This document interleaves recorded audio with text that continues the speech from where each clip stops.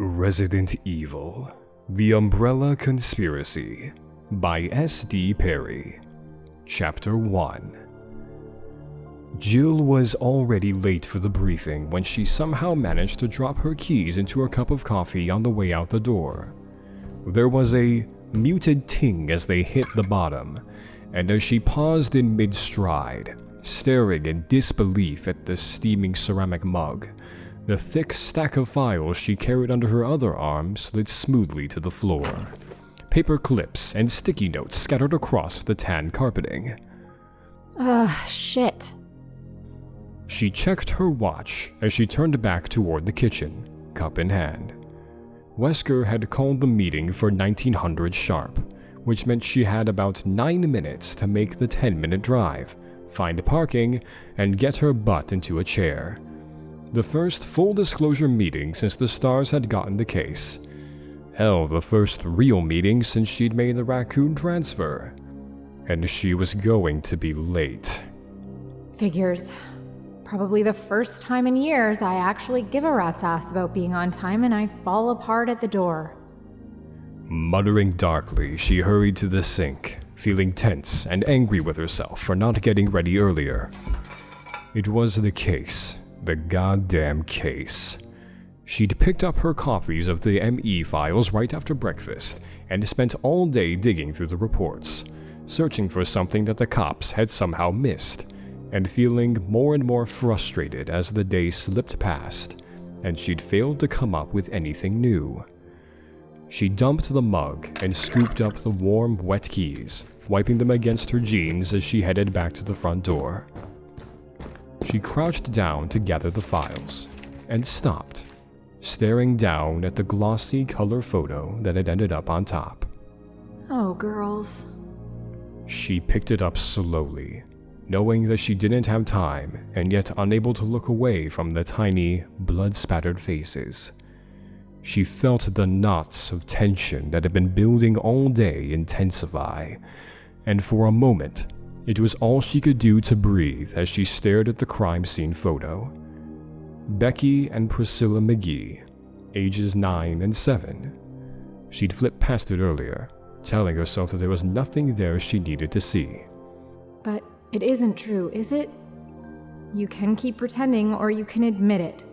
Everything's different now. It's been different since the day they died. When she'd first moved to Raccoon, she'd been under a lot of stress, feeling uncertain about the transfer, not even sure if she wanted to stay with the stars. She was good at the job, but had only taken it because of Dick. After the indictment, he started to pressure her to get into another line of work. It had taken a while, but her father was persistent, telling her again and again that one Valentine in jail was one too many, even admitting that he was wrong to raise her the way he had. With her training and background, there weren't a whole lot of options, but the stars at least appreciated her skills and didn't care how she came by them. The pay was decent. There was the element of risk she'd grown to enjoy. In retrospect, the career change had been surprisingly easy. It made Dick happy and gave her the opportunity to see how the other half lived.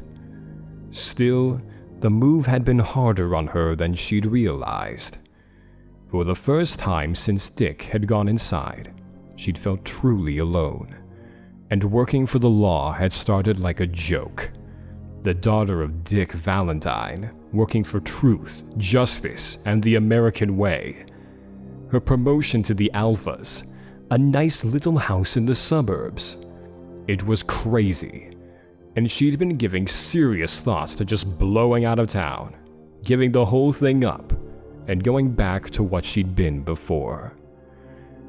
Until the 2 little girls who lived across the street had shown up on her doorstep and asked her with wide, tear-stained eyes if she was really a policeman. Their parents were at work, and they couldn't find their dog. Becky in her green school dress, little Pris in her overalls, both of them sniffling and shy. The pup had been wandering through a garden only a few blocks away. No sweat. And she'd made 2 new friends as easy as that. The sisters had promptly adopted Jill, showing up after school to bring her scraggly bunches of flowers, playing in her yard on weekends, singing her endless songs they'd learned from movies and cartoons.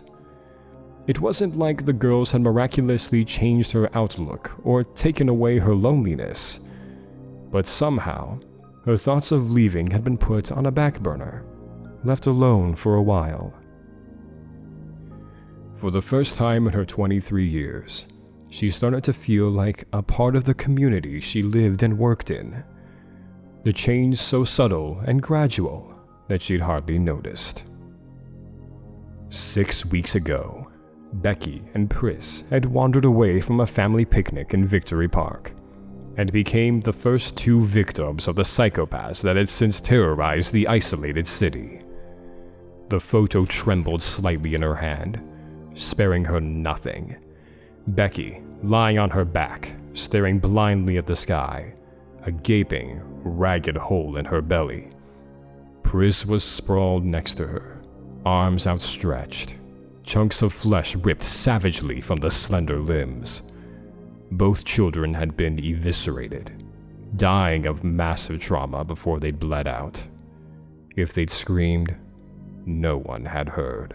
Enough! They're gone. But you can finally do something about it. Jill fumbled the papers back into their folder, then stepped outside into the early evening, breathing deeply.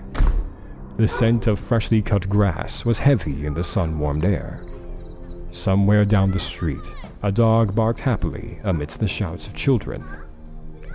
She hurried to the small, dented gray hatchback parked by the front walk, forcing herself not to look at the silent McGee house as she started the car and pulled away from the curb. Jill drove through the wide suburban streets of her neighborhood, window down, pushing the speed limit but careful to watch for kids and pets. There weren't many of either around. Since the trouble had started, more and more people were keeping their children and animals indoors, even during the day. The little hatchback shuddered as she accelerated up the ramp to Highway 202, the warm, dry air whipping her long hair back from her face. It felt good, like waking up from a bad dream. She sped through the sun-dappled evening, the shadows of trees growing long across the road. Whether it was fate or just the luck of the draw, her life had been touched by what was happening at Raccoon City. She couldn't keep pretending that she was just some jaded ex-thief trying to stay out of jail, trying to toe the line to make her father happy, or that what the stars were about to do was just another job. It mattered. It mattered to her that those children were dead, and that the killers were still free to kill again. The victim files next to her fluttered slightly, the top of the folder caught by the wind. 9 restless spirits, perhaps, Becky and Priscilla McGee's among them. She rested her right hand on the ruffled sheath, stilling the gentle movement, and swore to herself that no matter what it took, she was going to find out who was responsible. Whatever she'd been before, whatever she would be in the future, she had changed, and wouldn't be able to rest until these murders of the innocent had been held accountable for their actions. Yo, Chris. Chris turned away from the soda machine and saw Forrest Spire striding down the empty hall toward him, a wide grin on his tanned, boyish face. Forrest was actually a few years older than Chris, but looked like a rebellious teenager. Long hair, studded jean jacket, a tattoo of a skull smoking a cigarette on his left shoulder. He also was an excellent mechanic, and one of the best shots Chris had ever seen in action. "Hey, Forrest, what's up?" Chris scooped up a can of club soda from the machine's dispenser and glanced at his watch. He still had a couple of minutes before the meeting. He smiled tiredly as Forrest stopped in front of him, blue eyes sparkling, Forrest was carrying an armful of equipment: vest, utility belt, and shoulder pack. Wesker gave Marini the go-ahead to start the search. Bravo team's going in. Even excited, Forrest's Alabama twang slowed his words to a stereotypical drawl. He dropped his stuff on the visitors' chairs, still grinning widely. When? Now, soon as I warm up the copter. Forrest pulled the Kevlar vest on over his t-shirt as he spoke. While you alphas sit and take notes, we're gonna be kicking some cannibal ass. Nothing if not confident, us stars. Yeah, well, just watch your ass, okay? I still think there's more going on here than a couple of slobbering nut jobs hanging around in the woods. You know it. Forrest pushed his hair back and grabbed his utility belt, obviously already focused on the mission. Chris thought about saying more, but decided against it. For all of his bravado, Forrest was professional. He didn't need to be told to be careful. You sure about that, Chris? You think Billy was careful enough? Sighing inwardly, Chris slapped Forrest's shoulder lightly and headed for ops through the doorway of the small upstairs waiting room and down the hall. He was surprised that Wesker was sending the teams in separately. Although it was standard for the less experienced stars to do the initial recon, this wasn't exactly a standard operation. The number of deaths they were dealing with alone was enough to call for a more aggressive offense. The fact that there were signs of organization to the murders should have brought it to A1 status, and Wesker was still treating it like some kind of a training run. Nobody else sees it. They didn't know Billy. Chris thought again about the late-night call he'd gotten last week from his childhood friend. He hadn't heard from Billy in a while, but knew that he'd taken a research position with Umbrella, the pharmaceutical company that was the single biggest contributor to the economic prosperity of Raccoon City. Billy had never been the type to jump at shadows, and the terrified desperation in his voice had jolted Chris awake, filling him with deep concern. Billy had babbled that his life was in danger, that they were all in danger, begged Chris to meet him at a diner at the edge of town, and then never showed up. No one had heard from him since.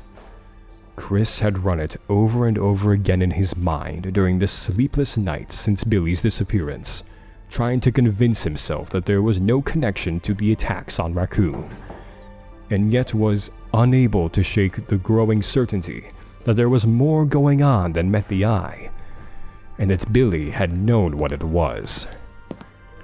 The cops had checked out Billy's apartment and found nothing to indicate foul play, but Chris's instincts told him that his friend was dead, and that he'd been killed by somebody who wanted to keep him from talking.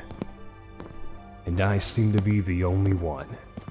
Irons doesn't give a shit, and the team thinks I'm just torn up over the loss of an old friend. He pushed the thoughts aside as he turned the corner, his boot heel sending muted echoes through the arched second-floor corridor. He had to focus, to keep his mind on what he could do to find out why Billy had disappeared. But he was exhausted, running on a minimum of sleep and an almost constant anxiety that had plagued him since Billy's call.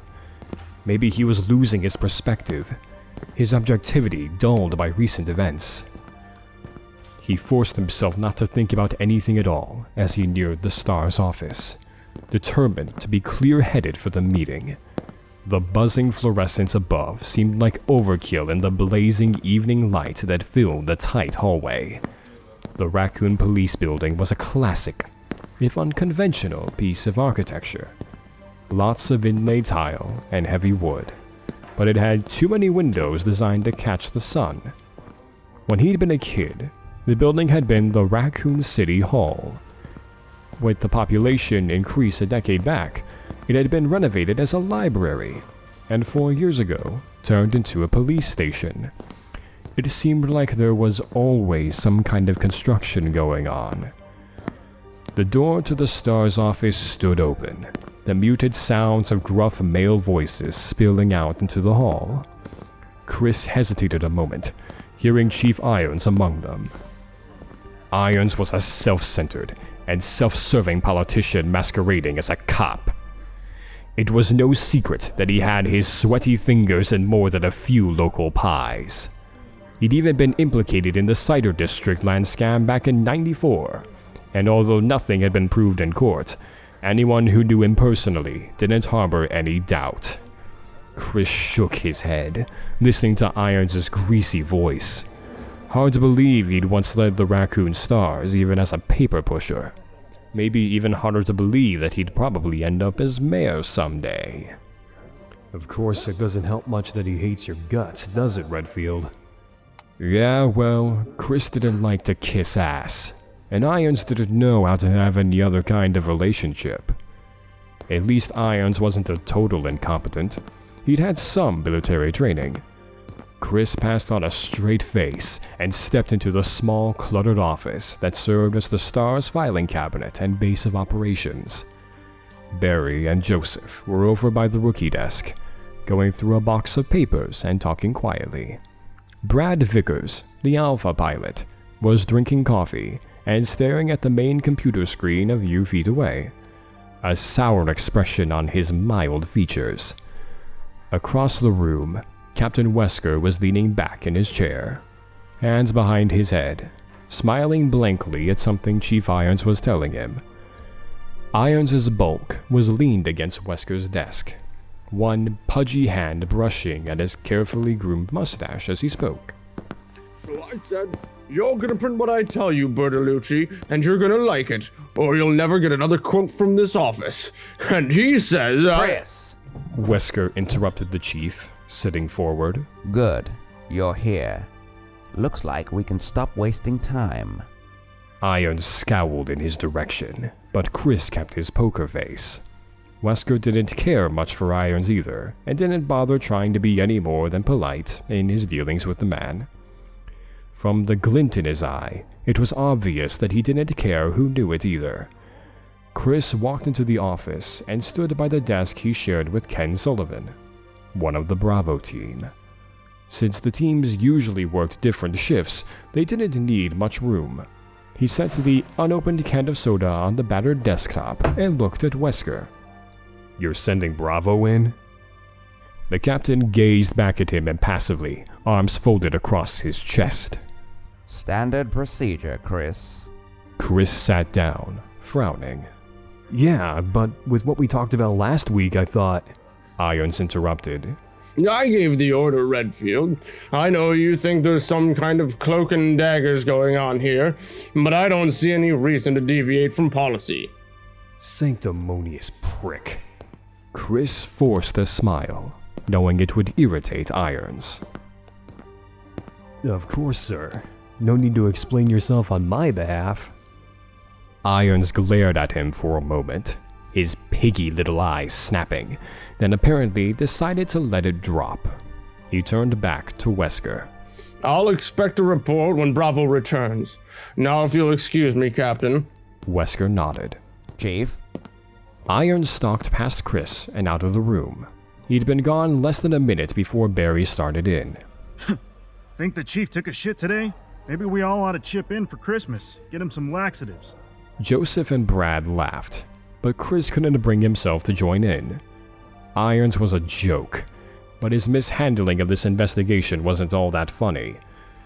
The Stars should have been called in at the beginning instead of acting as RPD backup. He looked back at Wesker, the man's perpetually composed expression hard to read.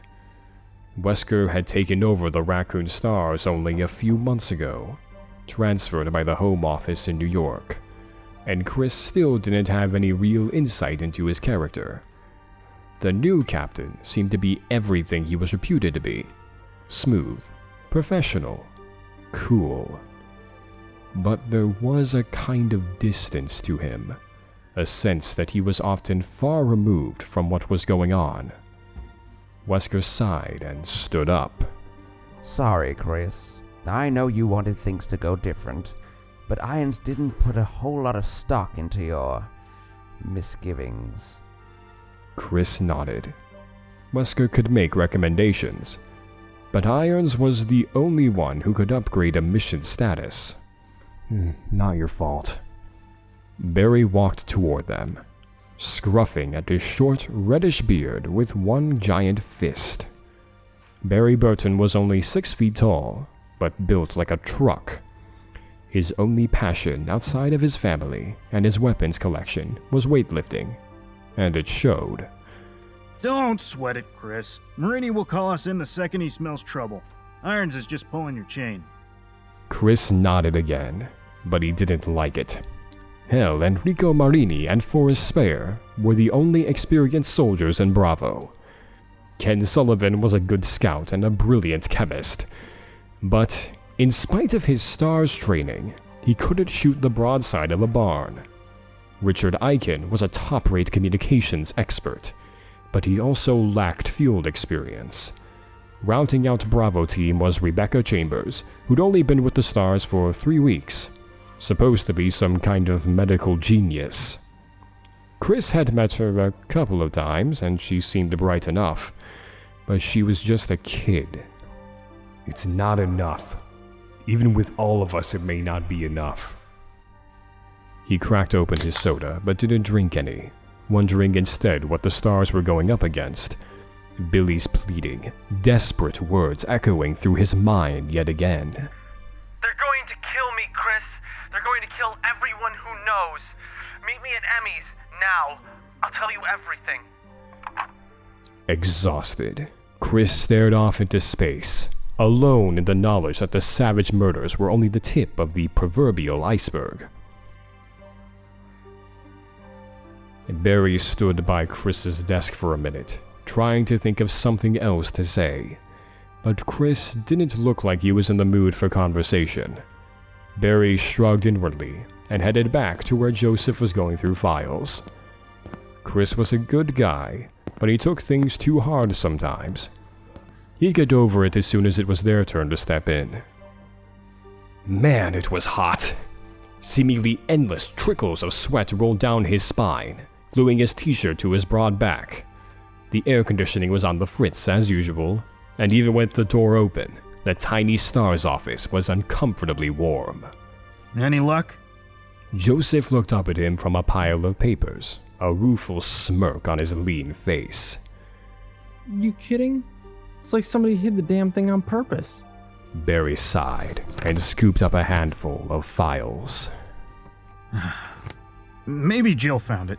She was still here when I left last night, going through all the witness reports for about the 100th time. What are you two looking for, anyway?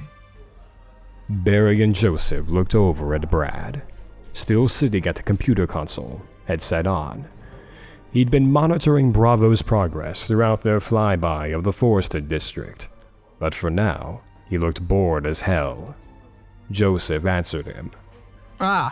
Barry claims that there's some floor plans in here somewhere about the old Spencer estate. Some architectural digest that came out when the house was built. He paused, then grinned at Brad. Except that I'm thinking old Barry's gone senile on us. They say memory is the first thing to go. Barry scowled good-naturedly. Old Barry could easily kick your ass into next week, little man. Joseph looked at him mock-seriously. Yeah, but would you remember it afterwards? Barry chuckled, shaking his head.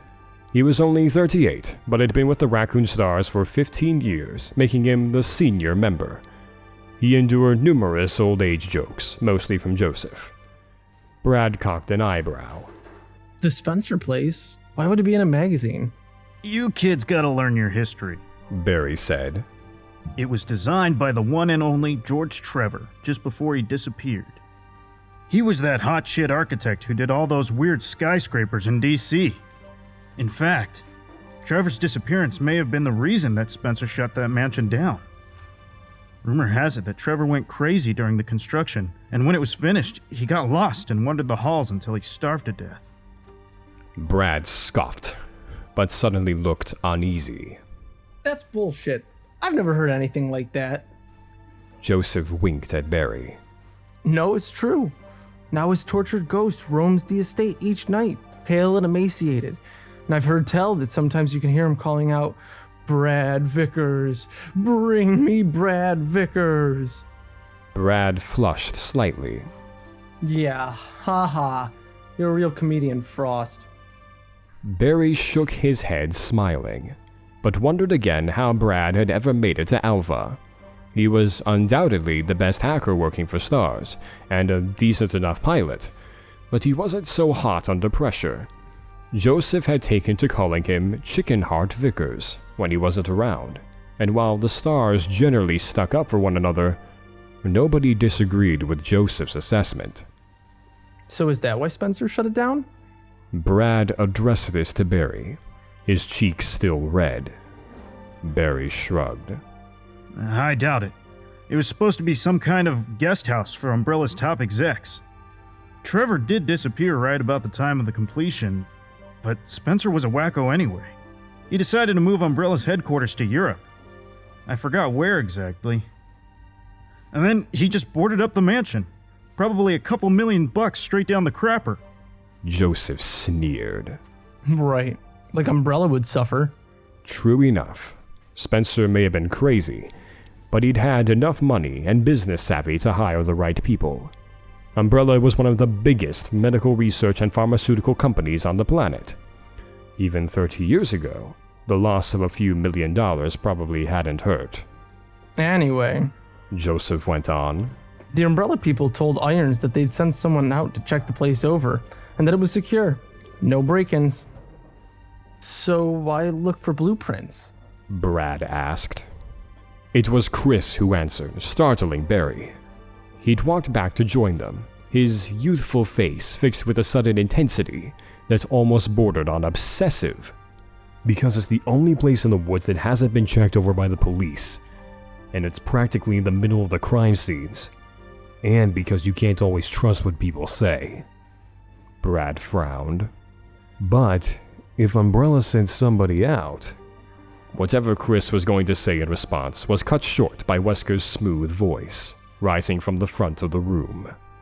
All right, people. Since it appears that Miss Valentine isn't planning on joining us, why don't we get this started? Barry walked to his desk, worried about Chris for the first time since this whole thing had started. He'd recruited the younger man for the STARS a few years back thanks to a chance encounter in a local gun shop. Chris had proved to be an asset to the team, bright and thoughtful, as well as a top-notch marksman and able pilot. But now... Barry gazed fondly at the picture of Kathy and the girls that sat on his desk. Chris's obsession with the murders in Raccoon City was understandable, particularly since his friend had disappeared. Nobody in town wanted to see another life lost. Barry had a family, and was as determined as anyone else on the team to stop the killers. But Chris's relentless suspicion had gotten a little overboard. What had he meant by that? You can't always trust what people say. Either that Umbrella was lying, or Chief Irons was... ridiculous. Umbrella's branch chemical plant and administrative buildings on the outskirts of town supplied 3/4 of the jobs at Raccoon City. It would be counterproductive for them to lie. Besides, Umbrella's integrity was at least as solid as any other major corporation's. Maybe some industrial espionage, but medical secret swapping was a far cry from murder. And Chief Irons, though a fat, weaselly blowhard, wasn't the kind to get his hands any dirtier than they'd get accepting illegal campaign funds. The guy wanted to be mayor, for Christ's sake. Barry's gaze lingered on the picture of his family a moment longer before he turned his chair around to face Wesker's desk. And he suddenly realized that he wanted Chris to be wrong. Whatever was going on in Raccoon City, that kind of vicious brutality couldn't be planned. And that meant... Barry didn't know what that meant. He sighed and waited for the meeting to begin.